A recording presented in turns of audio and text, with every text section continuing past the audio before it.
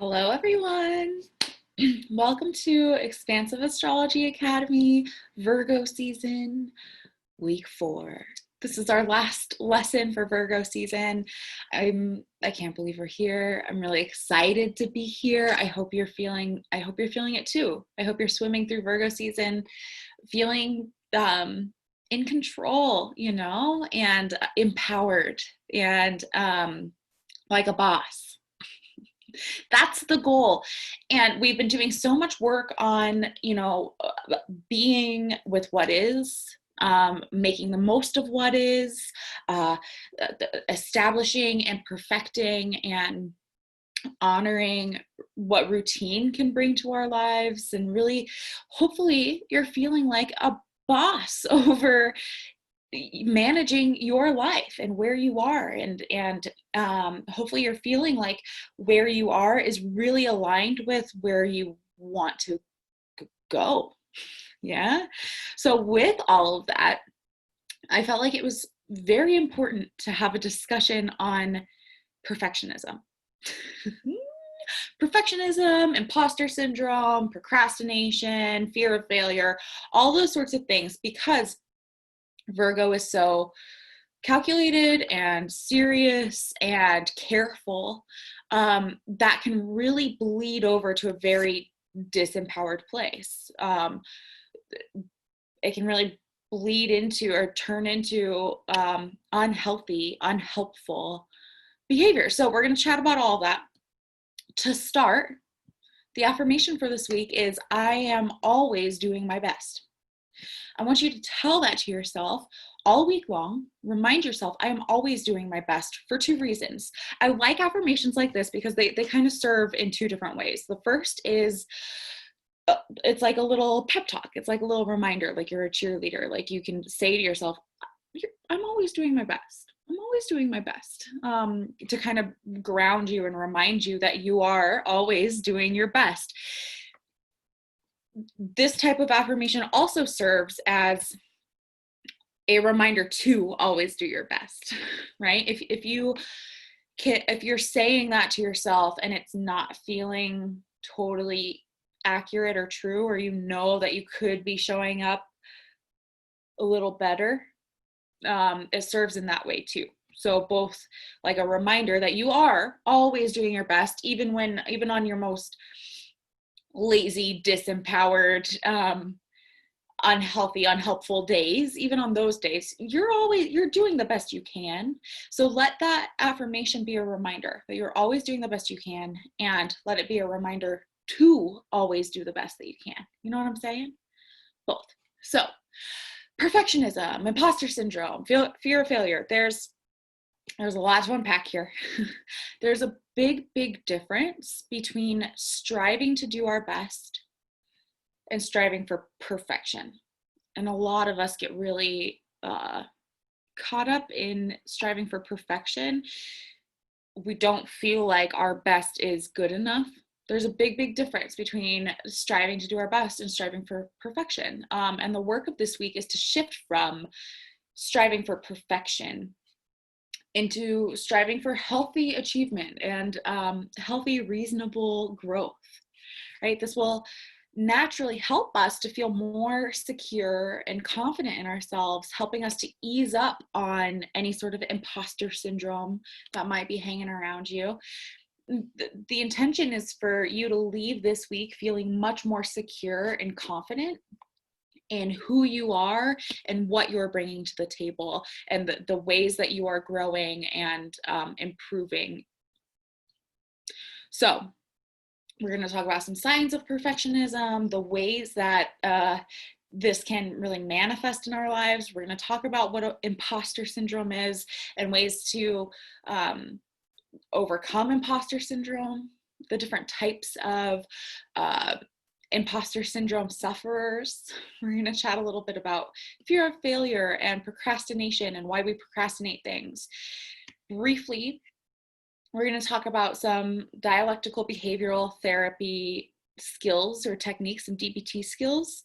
And then we're going to talk about this idea of engaging in messy action and letting ourselves be imperfect and letting ourselves follow our impulses, even if there's a part of our heart or our brain or even, or society, our culture, whatever, even if there's parts of us that um, hold, even if there are forces that hold us back from wanting to engage in whatever it is you want to engage in, I want you to feel more confident stepping into messy action. So we'll get there. We'll get there. To start, let's break down some signs, some signals that you may be engaging in or suffering with perfectionism. Okay. So first is if you are unwilling to perform a task unless you already know and feel confident that you can do it well. This is one that resonates for me for sure. This is the whole reason that I'm bad at sports. I don't even try. Like, because I feel like I don't know how to do it. I don't have the confidence to go up there and try to hit the baseball or the golf ball or any sort of ball at all. Because I don't allow myself to do it imperfectly. I don't allow myself to learn how to get good at hitting a baseball. And especially in like middle school gym class, I didn't want to swing and miss. Right. So I was unwilling to even try because I didn't know whether I could pull it off. I didn't know whether I could do it well. So I never really gave myself a fair shot at becoming a sporty jock girl like I wanted to. So if that's something that you do, if you are unwilling to try something new, or if you're unwilling to perform a task because you don't know that you can master it, it's a sign of perfectionism. I know a lot of us operate in that way, where we're reluctant to try something new, or we're reluctant to show up in a new way unless we know that it won't be embarrassing in some way. It's not fair. It's not totally fair. Another sign of perfectionism is focusing more on the end product rather than the experience or the process. Being unwilling to end a project or call it complete can be a sign of perfectionism, where you might leave things kind of a bunch of loose ends, or you might start a bunch of endeavors and never complete them because they never feel complete to you, because they're never perfect to you. Procrastinating is a big sign of perfectionism. Taking an excessive amount of time to do something or complete something is a sign of perfectionism. And so is like excessive preparation for something. If we get so caught up in the preparation of whatever it is, that can be a sign of being unwilling to engage in whatever it is, and then just this overall feeling of feeling flawed or feeling inadequate, feeling like you have to prove yourself. It's a big indicator that you're suffering from perfectionism. Now, perfectionism can manifest in some really obvious ways, some really like you can tell that that's perfectionism speaking. It's some more subtle ways too. So let's break that down a little bit. Some ways that perfectionism can manifest in our lives. Things like writing and rewriting an email or a post or a comment or a text, really second guessing what you're saying. This can manifest in like difficulty being happy for other people's success, or feeling really jealous of other people. Comparing yourself to other people is a big symptom of perfectionism. We tend to look at others as though they have it all together, or as though they're pretty perfect, and we don't tend to look at ourselves that way. And that can manifest in, that constant comparison, or it can manifest in jealousy. Avoidance. Perfectionism can manifest in like avoiding things, again, procrastinating for me. I used to dread the idea of being late to a class. Like, I would rather, if I was going to be late, I would rather just call it. Like, I'd rather not show up and miss it entirely than have to walk in late, because I was avoiding appearing imperfect in some way. So what ways might you avoid potentially appearing imperfect, God forbid? Being excessively critical with yourself, or editing yourself a lot, watering yourself down. This kind of goes back to that writing and rewriting emails or comments or texts thing. Like, when we're editing ourselves and watering ourselves down and playing it safe, that can be a big symptom of perfectionism. People pleasing. If you're a people pleaser or a recovering people pleaser, it's a symptom of perfectionism. Micromanaging things, or being a bit of a control freak, or having difficulty delegating things to other people or asking for help, that can be a big sign of perfectionism. Sometimes perfectionism can manifest in like obsessive house cleaning, or obsessive hygiene, or dieting, or like fixating on our personal appearance can be a big indicator that you're suffering from perfectionism. I know that I relate with that one too, where my house is pretty dang clean, especially if I'm avoiding looking at or engaging with something else. That's when my house will get even more spick and span. It's a sign of perfectionism. Self-sabotage.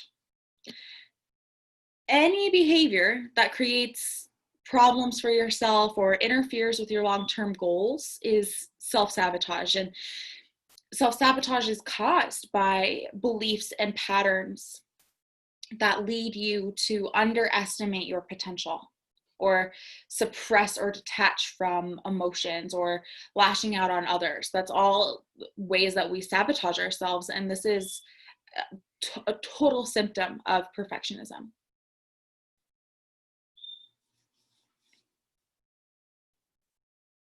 Which seems ironic, or like it's kind of contrary, right? If you're a person who's obsessed with or puts a lot of pressure on yourself to be or appear perfect,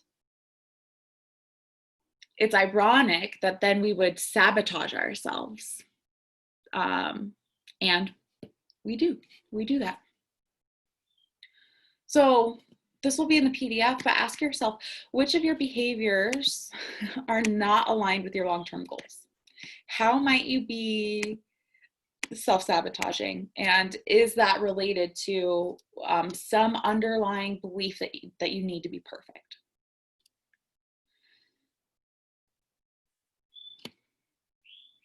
And what other ways for you, like, that's just a quick list of examples.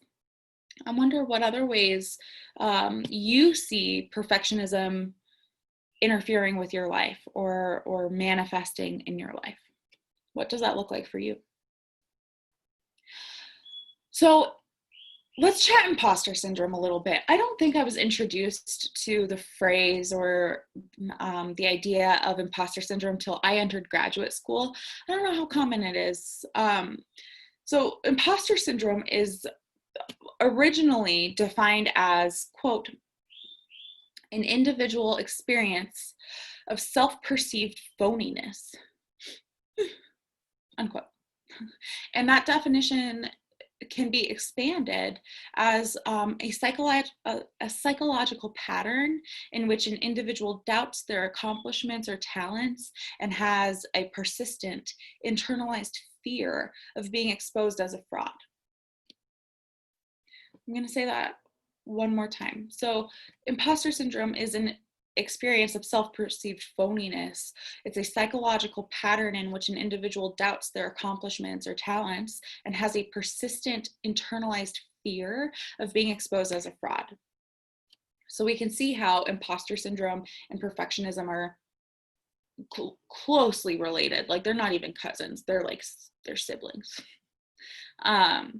This could be seen, some ways that imposter syndrome manifests. This could be seen in attributing your success to luck.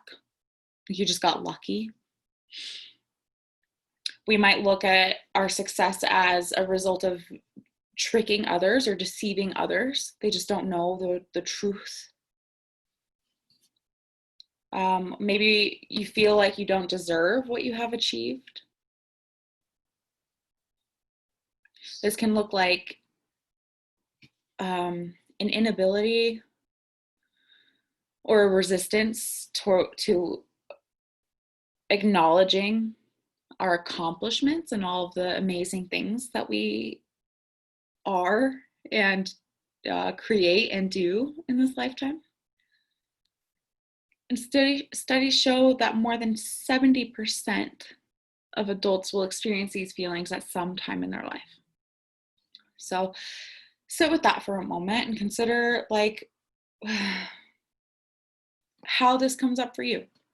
Where is this hitting for you? Do you fear that you're a fraud? Do you feel like the things that you've accomplished were somehow like a fluke or like you tricked your way into where you are now? It's so important to really identify where these sorts of things might be coming up so that you can caretake them and tend to them and overcome them. Now, this person named Valerie Young, she's the author of a book called The Secret Thoughts of Successful Women. Valerie named 5 types of imposter syndrome sufferers. Now, the first is the perfectionist, which I kind of already spoke about, how perfectionism manifests and shows its ugly face. I want you might relate to one of these 5 types or a couple of these 5 types, but I really want you to identify yourself as I go through these. So the first is the perfectionist. Next, we have the superhero, who these are the people who push themselves to work harder and harder and harder. They compare themselves to others, or they compare themselves to like old versions of themselves, and they don't allow time for downtime or hobbies. Like the superhero is working, working, working. Things are never good enough. The third type of imposter syndrome sufferer is the natural genius. This is a person who judges their own competence based on the ease or speed or natural ability rather than the effort that it takes. They don't allow themselves a learning curve. They set the bar impossibly high, and they either meet that bar or they're an imposter. They're a fraud. They suck. This is like me with sports. Either I'm naturally a golfer or I'm not even going to try it.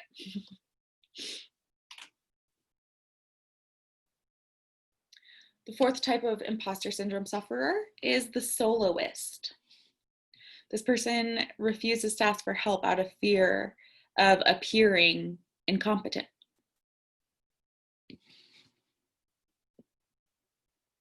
Either they figure it out on their own or they don't figure it out at all, which is unfair. It's not fair. And then finally, we have the expert. Pregnancy, man. Finally, we have the expert. The expert measures their own competence based on what and how much they know or can do. They seek certifications and classes. They doubt their own achievements. They're like forever a student. Do you know that person who's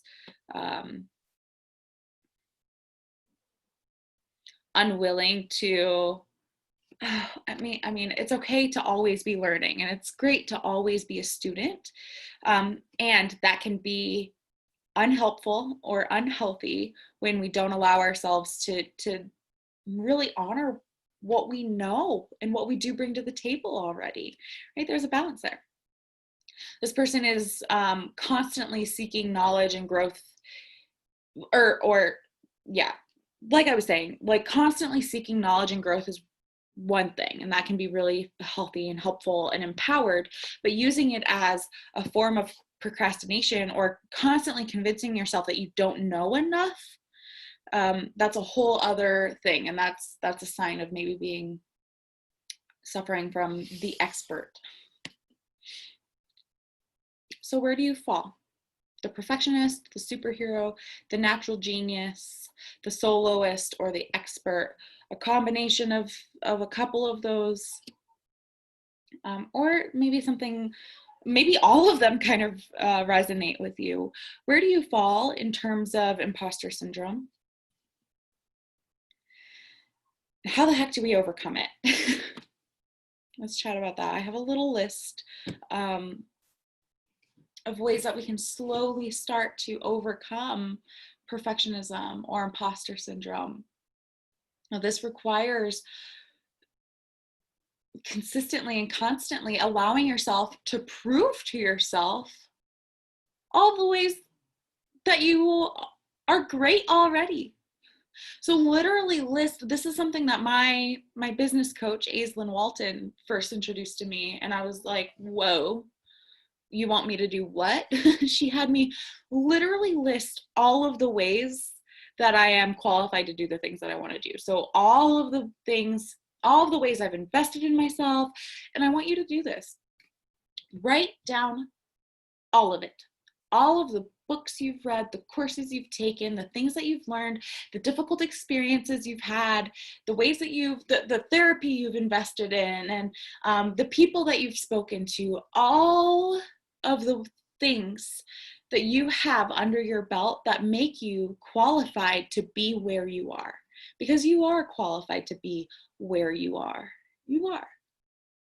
And I want you to prove it to yourself and literally write down every single thing that you know that you have engaged with, that you have done, that you have accomplished, that you have completed, that has led you up to where you are now, that has given you the education and the experience that you possess now. Write it all down and truly sit with that list and acknowledge fully, completely acknowledge how fucking qualified you are to be where you are and how qualified you are to share what you know. Another little trick that I really love is focusing on 1% upgrades. Just 1% at a time, where you are constantly upgrading, up-leveling how you show up and what you bring to the table, just 1% at a time. So for me and my golfing dream, apparently I want to be a golfer. Instead of, swinging and missing and giving up and saying, I don't have a natural ability to do this. I'm unwilling to ask for help to learn how to do this. I would become a 1% better golfer with each swing. And I would really focus on that and sit with that 1% upgrades. And that is small, but we get to focus on improving upon how we are and who we are, just 1% at a time. That can really help. Also, allow yourself to celebrate yourself. A lot of us struggle to do that. Accept all that comes your way without questioning it. Trust in divine compensation, which I believe I spoke about last week. This idea of divine compensation, where it doesn't necessarily mean that you will be compensated monetarily, but trust in the fact that if you are taking care of yourself and if you are engaging with yourself in healthy and positive ways, that the universe will reward you for that. Again, it might not be a cash reward, might not be a check in your mailbox that you weren't expecting, but in some way, shape, or form, you will be divinely compensated. And this can really help like give you permission to celebrate yourself. Honor those 1% upgrades fully. Learn how to take mistakes in stride. Learn how to mess up. Learn how to be imperfect and embrace it.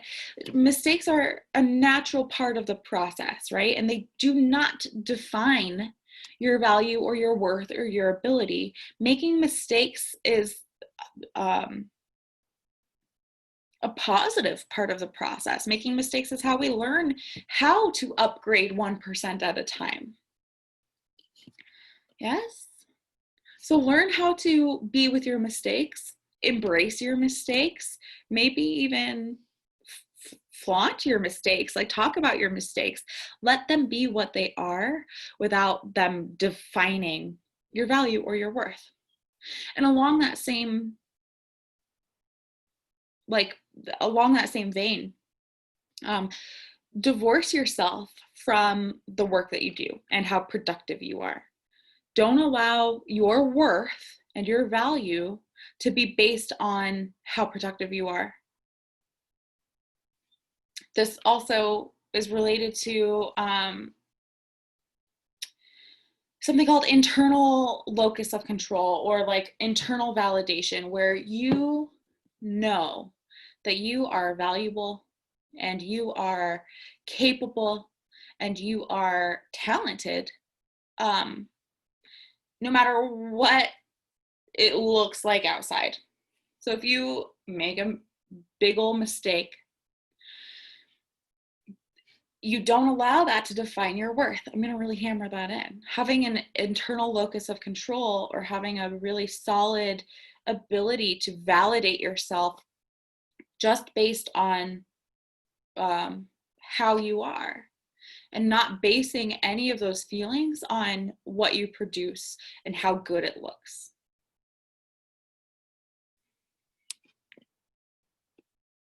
I want to encourage you to embrace how dang smart you really are, and how resilient you really are, and how far you've come, and embracing the fact that you are a work in progress.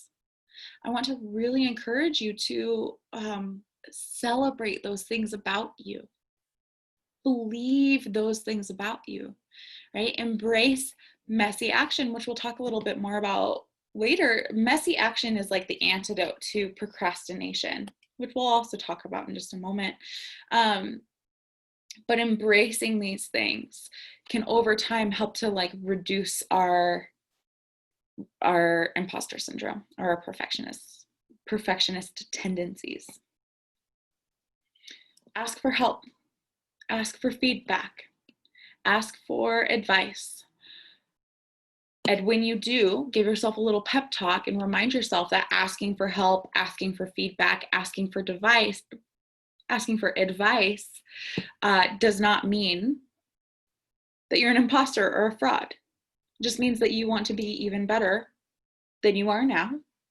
And it just means that you know that somebody else knows things that you don't know. And the more that we ask for help, and the more we allow ourselves to collaborate with other people, the better and better and better we get at what we want to get. And asking for help, collaborating with others, asking for feedback is an example of what I mentioned earlier. It's an example of the ways that you are investing in yourself. It's an example of the ways that you are totally qualified to be where you are, because you've collaborated with people who know better than you. There's no shame in that. Don't let there be shame in that. Just let it be what it is. Ask for help. And then finally, and this is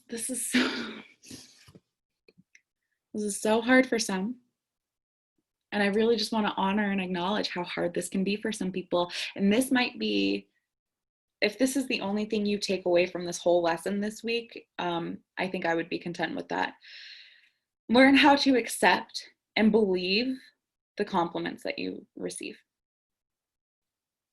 Don't write them off. Don't say, oh, that was so nice, but like not actually believe it, right? Like actually believe and accept the compliments that come your way. Don't question it. Don't doubt it. Don't deny it. Believe and accept the compliments that come your way.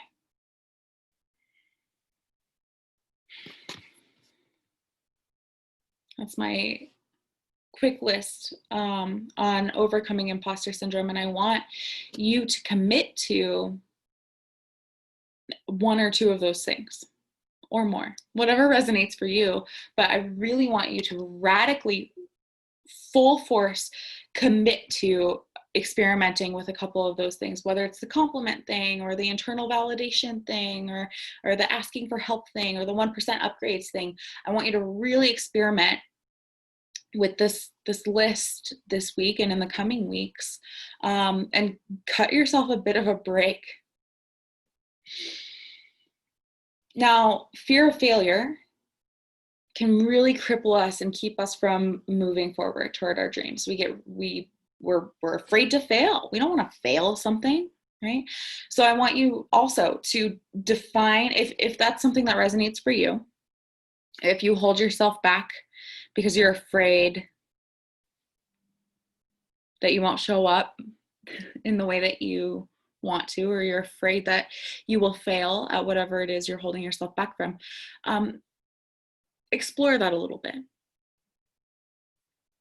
I want you to carefully and intentionally define what failure would mean for yourself. So whether that's, what is it that you're holding yourself back from? Where are you refusing to move forward and commit? And does that have to do with any sort of fears that you won't be able to show up? And I want you to define for yourself, what would failure actually mean? Like, what would it actually look like to fail at this new thing, this relationship or this job or this creative endeavor or whatever it is? We become afraid of things like failure, and we let this idea of failing totally cripple us, and we don't even consider what that would actually mean. Would it be a failure, or would it just be a mistake or a learning opportunity or messy action, an imperfect execution of something? Would it just be you learning? Right? We become so afraid to fail, and we don't even really know what that would look like. What would it mean to fail what you're wanting to try? Like actual failure. We hold ourselves back because we're afraid to fail, but most of us, our definition of failure is a little harsh or a little unrealistic. Is it failure, or would it just be a mistake? Would it just be a learning opportunity? Would it just be imperfection? Imperfection does not equal failure. Making mistakes does not equal failure. Not knowing exactly what you're doing or what it's going to look like does not equal failure, right? And I think Virgo really needs to know that. And we really need to remind ourselves of that during Virgo season, that our fear of failure oftentimes is really based in like an abstract definition of what failure or success actually would look like for us. I hope that makes sense. Now, procrastination is a huge indicator of perfectionism or imposter syndrome.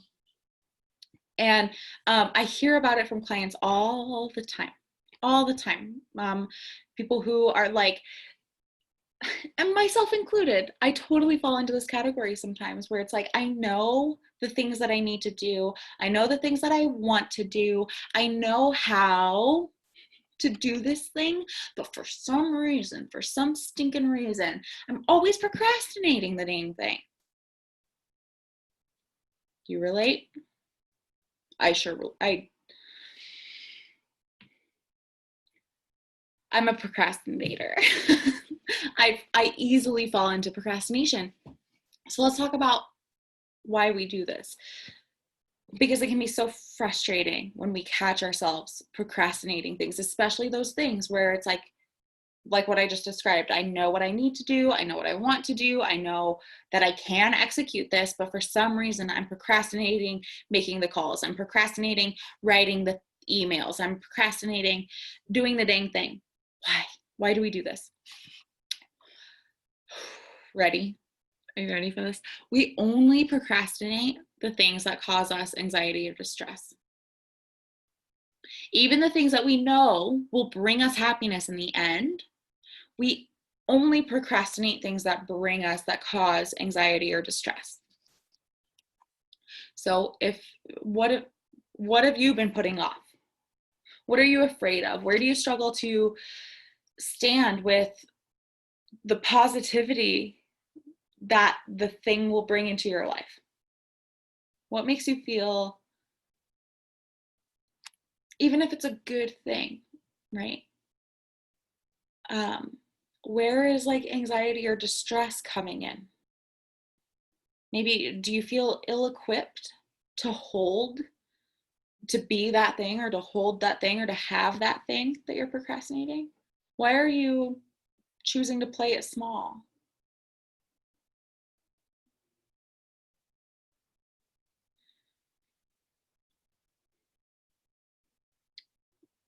Don't you like remember your potential? Remember how much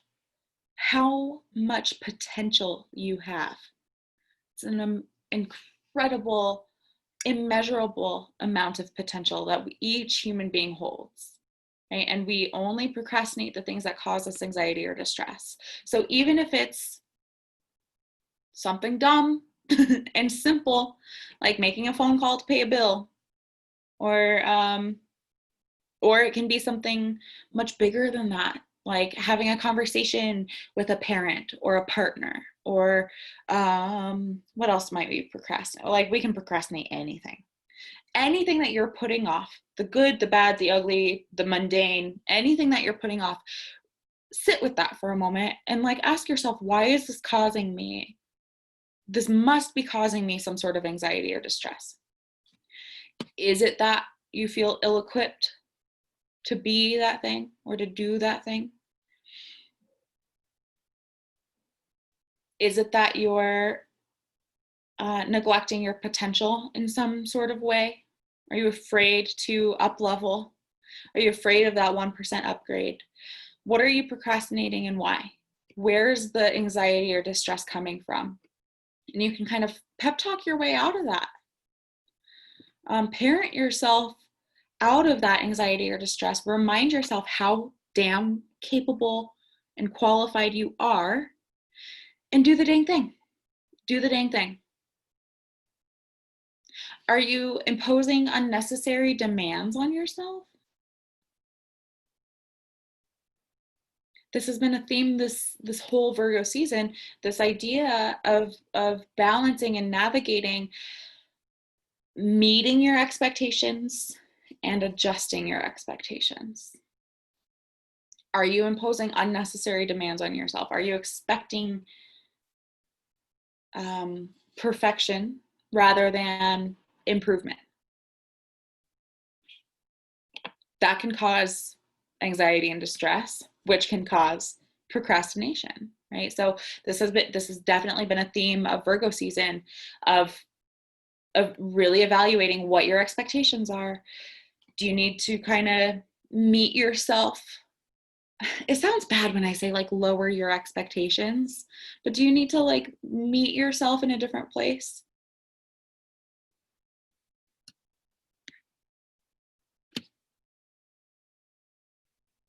Oh, this is where the first DBT skill, dialectical behavioral therapy skill, comes in.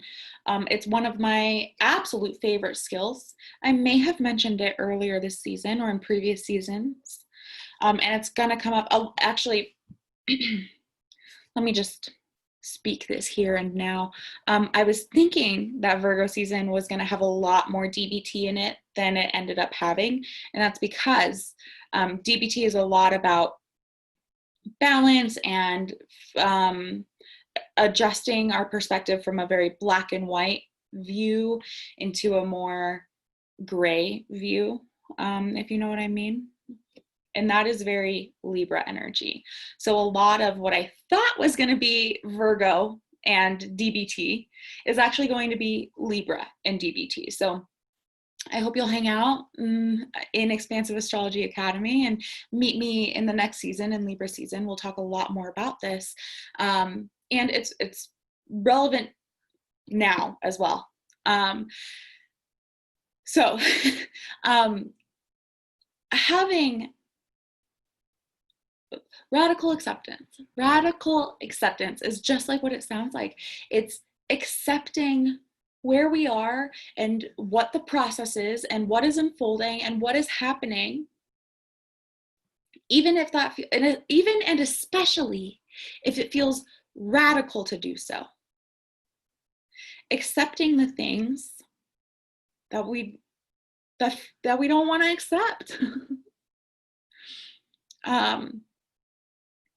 Rather than critiquing these things or wishing they were different or fretting over the injustices and fretting over the ways that your expectations haven't been met, whether it's by you or something outside of you. Radical acceptance calls us to be with what is, to accept whatever is happening without so much criticism, without so much dissatisfaction, without so much fear and worry about what that means. That phrase is coming back up, being with what is, accepting what exists and how it exists, even and especially when it feels really hard and radical to do so. Let me take a sip.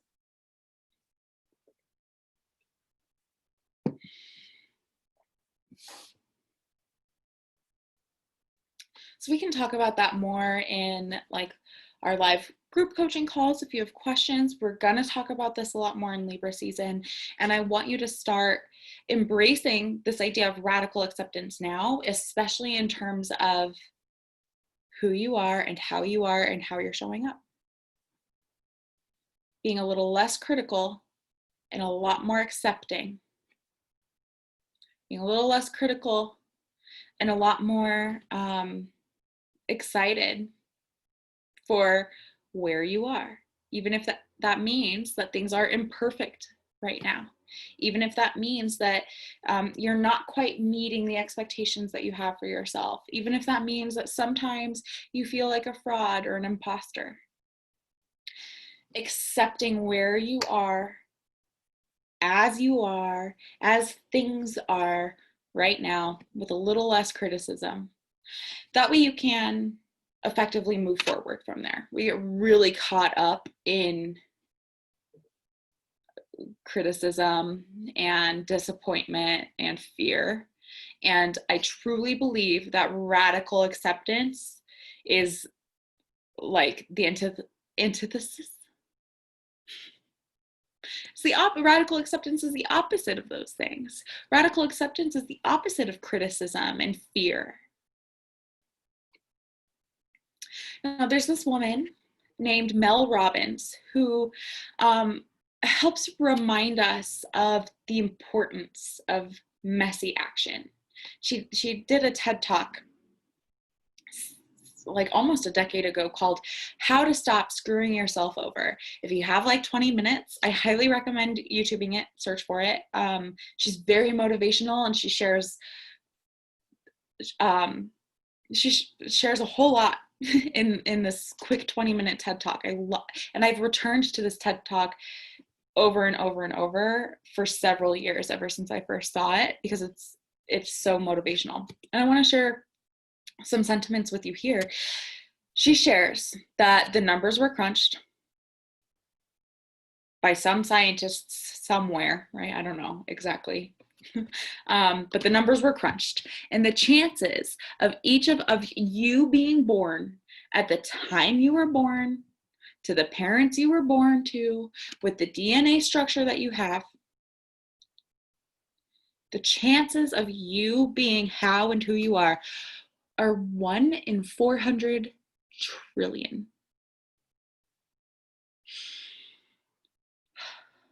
It's a lot of zeros. The chances of you existing as you are 1 in 400 trillion. They accounted for things like natural disasters and all the problems that can happen in creating a new life. And they accounted for all these factors. 1 in 400 trillion. That means we are all miraculous and unique and marvelous. You are 1 in 400 trillion. And Mel Robbins, she shares that we all have what she called an inner snooze button that we hit when we have brilliant, marvelous, unique, life-changing ideas.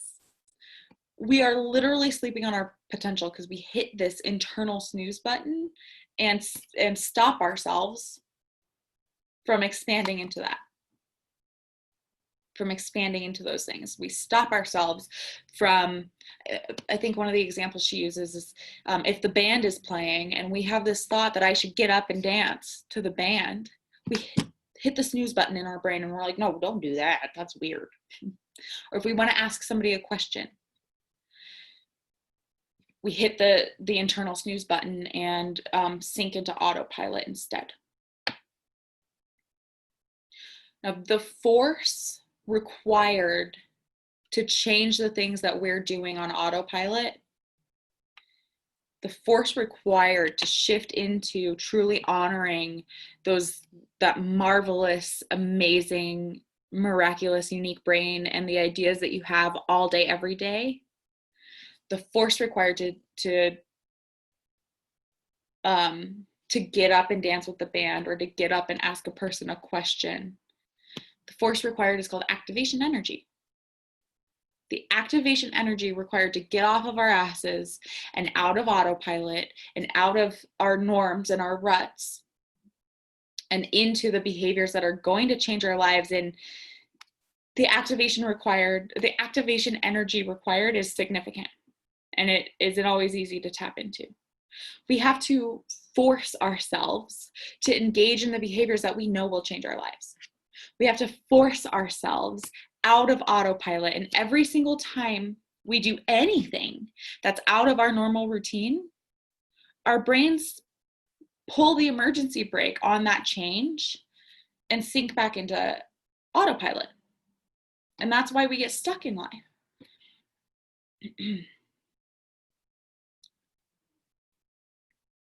Every single time we feel called to do anything that is outside of our normal routine, our brains hit the snooze button, they pull the emergency brake, and we just continue on in autopilot. We continue on experiencing and existing the way that we have always existed. So again, the activation energy required to affect change in our lives is significant, and it's something that we need to tap into. Mel shares that we need to hone in on that activation energy within 5 seconds of experiencing an impulse, or we lose that force, we lose that activation energy to do the thing. So the second you have the impulse, maybe I should get up and dance with the band. That's the example she used, and I really love it. Because for those of us who aren't used to getting up and dancing in public, those of us whose autopilot consists of enjoying and sitting, enjoying the band from a seated, safe position where eyes are not on you. For those of us who experience that type of autopilot, the second you have the impulse to get up and dance and have a little fun and do something different, you have to marry that impulse with an action within 5 seconds or you lose it. So when you have the impulse to get up and dance, or you have the impulse to message a person, or you have the impulse to ask a question, or you have the impulse to do the yoga practice, or you have the impulse to pull out your guitar and practice a little bit, or you have the impulse to whatever it is, if you don't marry that impulse within 5 seconds, you lose. If you don't marry that impulse, that idea, with some sort of behavior, some sort of action within 5 seconds, you lose the activation energy required to get you out of autopilot. So when inspiration strikes, when something sounds fun, when we desire to do the things we've been trying to get ourselves to do it. When you have the impulse, when you're marvelous, miraculous, 1 in 400 trillion, right?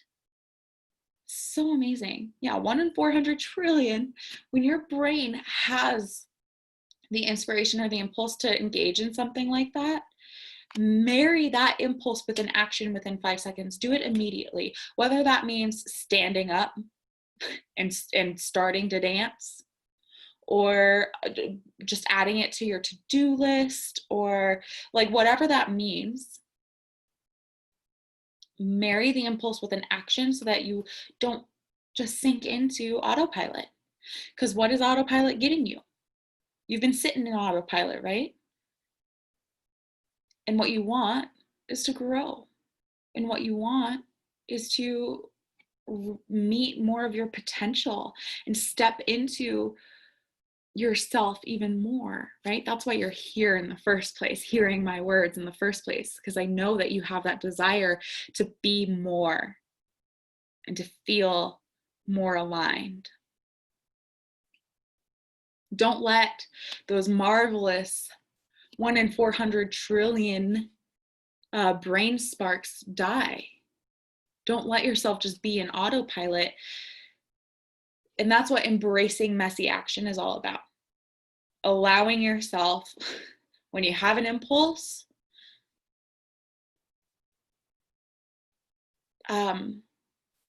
follow it. And of course I'm tentative as I say that, because you know that I don't mean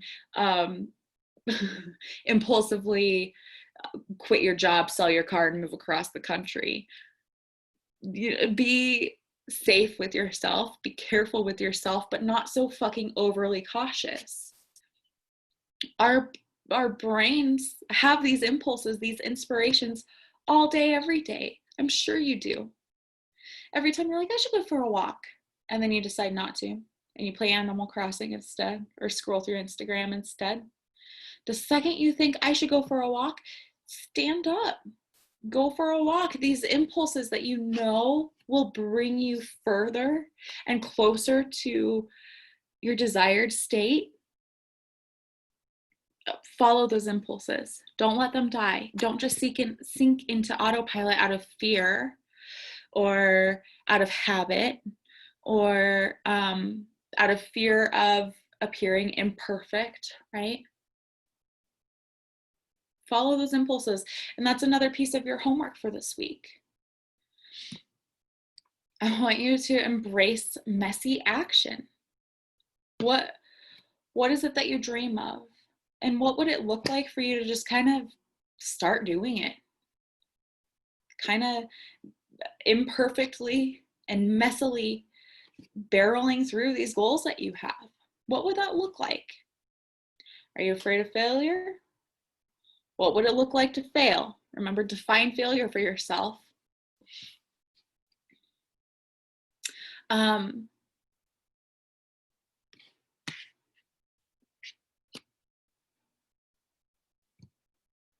Yeah, so sorry. So that is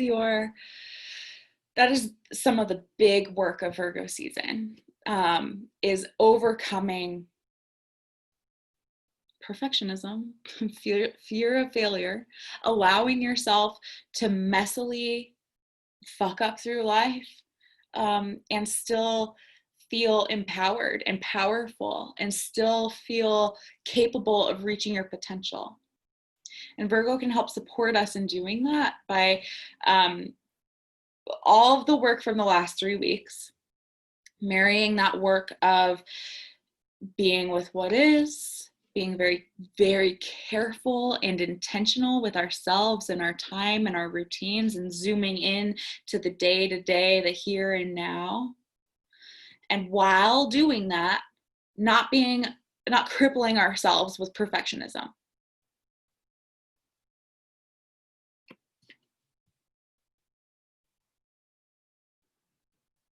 So I think that's all I really have for you. Oh, I think that's all I really have for you for this week. Check the PDF for some ideas on like what your experiments are for this week, or your homework for this week. Check the PDF for further ways to explore these things, and seeing how they show up for you, right? And let me know how this resonates for you. Let me know what it would look like for you to embrace messy action. What does that mean? What does that mean for you to be messy? Can you be a little messier? Can you be okay with that?